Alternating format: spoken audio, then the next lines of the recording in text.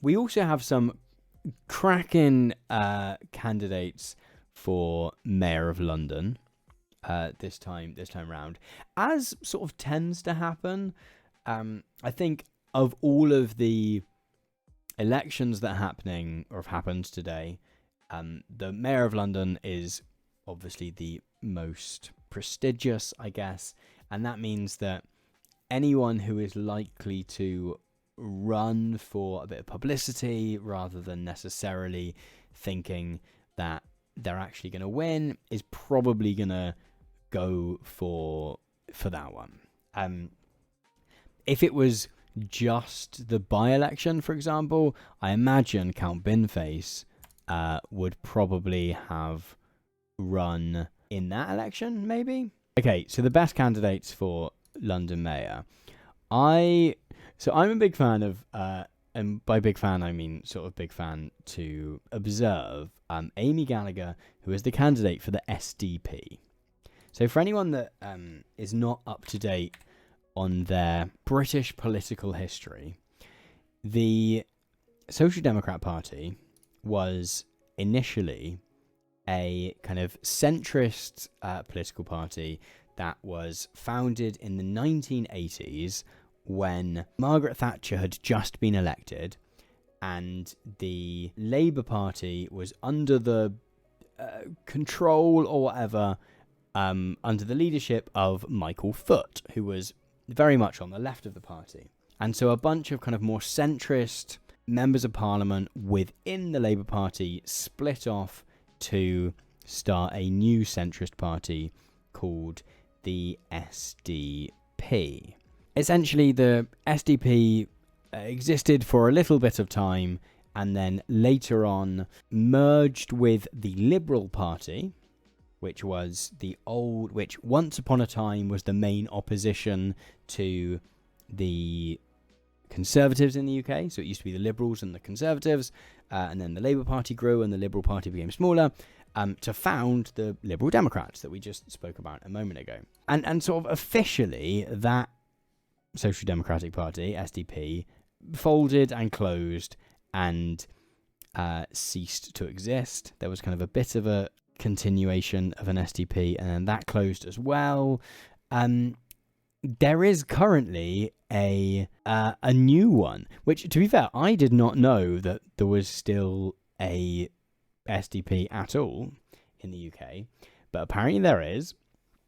And just to remind you, this was kind of initially founded as a party of sensible centrists in comparison to those blimmin' lefties that were supporting Michael Foot.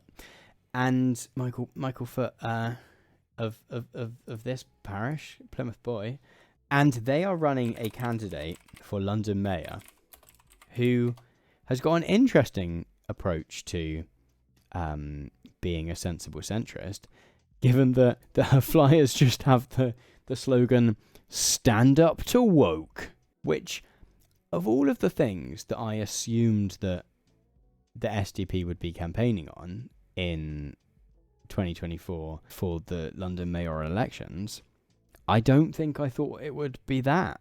Oh, okay, she's currently taking the NHS to court for its use of critical race theory during her training. Brilliant. She takes particular offence to a lecture that she claimed was called "Whiteness, a Problem of Our Time." She's still fundraising for her case, and she says she's standing to, quote, push back on woke ideology, end quote, and would, quote, defund divisive diversity and inclusive spending. So yeah, in some ways this is meant to be the spiritual successor of this kind of liberal centrist, this kind of like, we don't like left-wing politics because we don't think it's electable and we don't think it's like economically sound. Not we don't like left-wing politics because like the wokes are going to think. But anyway, but somehow the sort of platform they're standing on in this election is that London doesn't have to be a dystopian hellscape. Why are so many parts of London so demoralising, soulless and ugly? An SDP London would restore Roger Scruton's Building Better, Building Beautiful commission. This is... What if that's your house? I don't think... Whether I liked the architecture of my house or not, I don't think I would love a election campaign ad opening up with a video of my house and someone going, "Look at this shithole." Yeah, as pretender name says, she's going to train 20,000 stonemasons.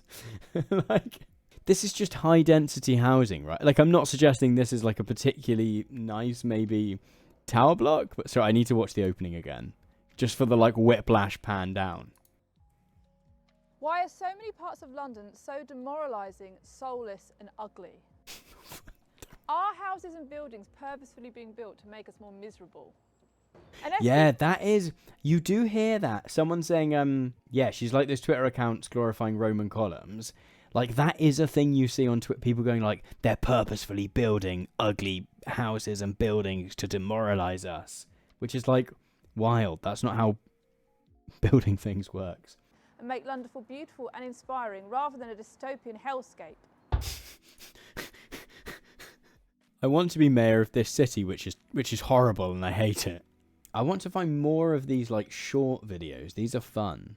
Oh, vote Amy to crack down on London's woke takeover. Yes, please. Why did the Londoner cross the road? Oh my goodness. They love the like, they love like start the camera focusing on and then go like, like giving us a whiplash over here. To get away from this hideous woke zebra crossing. But that's how you cross the road. Why would you cross? How? That doesn't even make sense. You'd have to go over it. We've cracked down on London's woke takeover. I love the like. Oh, she's been campaigning. Hello, I'm Amy Gallagher. I'm the Social Democratic Party mayoral candidate for the London. Is that? I think this is King's Cross. I guess as a bit of a transphobe, she has to be somewhere near platform 9 3/4 at all times.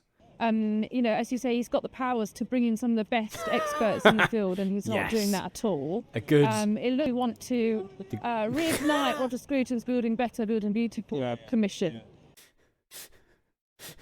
I really enjoyed going in the back. And so I want us to have a resilient economy. I mean, if you look at, for example, energy, we don't have our own proper energy production, we don't have nuclear, and we need to have that switch. This feels like it's one of those things where it's such a small political party that kind of everyone gets to sort of decide what its politics are.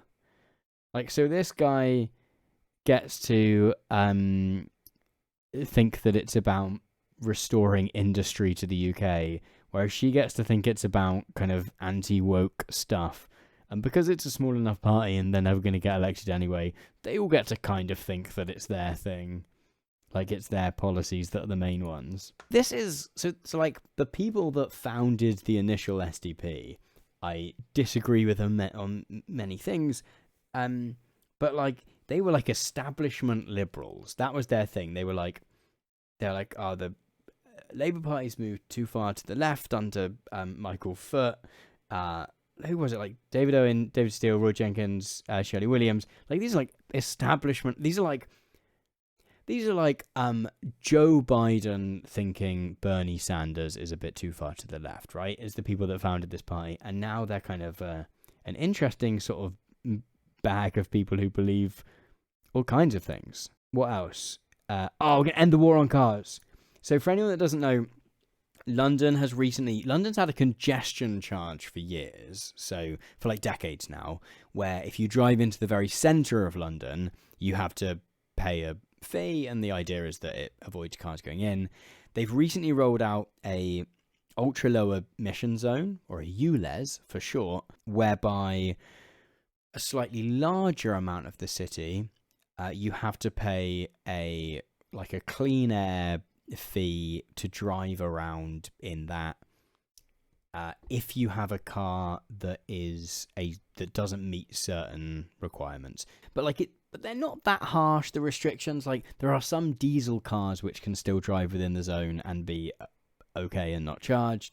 If you have a work car, like that can all be, I think you can get like special dispensation or whatever. You can also get money from the council to buy a new car if you scrap your old car. But Like, it's basically enraged all the sort of 15-minute city people. And as Lily Dark sort of mentioning in the chat, public transport in London is exceptionally good. Yeah, but so Boris Johnson introduced the ULEZ when he was Mayor of London, whilst David Cameron was Prime Minister. So it's very much it was a conservative policy. I also think it's a good one, but I love the fact that this London mayor election, like, half of the candidates are like 15-minute city, Islamophobic, stop the wokeness. Like, that's like half the candidates. I actually really like the. I think it's kind of I think that's sort of cheesy, but in sort of a cool way. Okay, who else do we have running? So we obviously also have Count Binface is running again. I don't know how familiar international viewers will be with Count Binface. My feeling is either very or not at all, and never the twain shall meet. Armpit Lover saying I preferred him as Lord Buckethead. Did he not get into like a legal dispute with the guitar player Buckethead? Is that correct? So there was some sort of contention over who owned the character. There was multiple Lord Buckethead people who all like suggested that they owned it. Amazing. Does go way back though. So basically there was a dispute, and then Lord Buckethead had to become Count Binface. Here we go. Here he is doing his thing over here. This is a very comfortable election announcement like place. These days, and probably back then as well, election counts are generally in sports halls, essentially. On the 2nd of May, you know what to do. Make your votes count. Ah, it's a good slogan. It's a good slogan. I love the fact that this is the best video we've seen. Like, of all of the candidates, this is the best made video. There's something I always enjoy about people like using their powers for evil, where you're like, the people who made this could have made a really banging campaign ad for an actual political candidate, and yet rather than do that, they've used their powers for, if not evil, for comedy, right? May 2nd be with you is good. I'm a fan. Like, to what extent do other countries, if you're watching from a place that is not the UK right now, to what extent do other countries have joke candidates? Is this a thing elsewhere? Like, does this happen in America? Okay, a list of frivolous political parties, not a thing in France, apparently. Australia had the Deadly Serious Party, the Imperial British Conservative Party, Party, Sun-Ripened Warm Party, the True Whig Party. Austria had the Beer Party. Austria-Hungary had the Party of Moderate Progress within the bounds of the law. Oh, that's good. So we have currently been looking at the policies and positions of Count Binface, and this is him launching his manifesto on BBC News. Independent candidate Count Binface isn't new to the election campaign. He got nearly 25,000 votes in 2021. I'm running for London Mayor. I'm supposed to be the exotic novelty candidate, but then I looked at the alternatives and now I'm not so sure. Why am I standing? Well, to celebrate and defend British democracy. So there's something great about the fact that, like, the people at the BBC, at least on air, sort of have to take this seriously. Unlike some high-profile figures, I was able to fill out the application form correctly. So that's a reference to Lawrence Fox, who is is sort of Britain's most divorced man, like this really posh guy who just sort of like a bit of contrarian. So to run for Mayor of London, you have to fill out some paperwork and you have to get a certain number of signatures from different people in different the word borough is stuck. It is a borough, isn't it? Of the city, to kind of show that you've got at least some basic support throughout the city, and he managed to not get his in on time. Well, that was independent candidate Count Binface, and we'll be hearing from other candidates over the coming days. The point is, it's both joyful and I think a wonderful display of defiance that even in the 21st century, you can stand in that village hall next to the Prime Minister of the day, dressed as a Wally, and take part in democracy.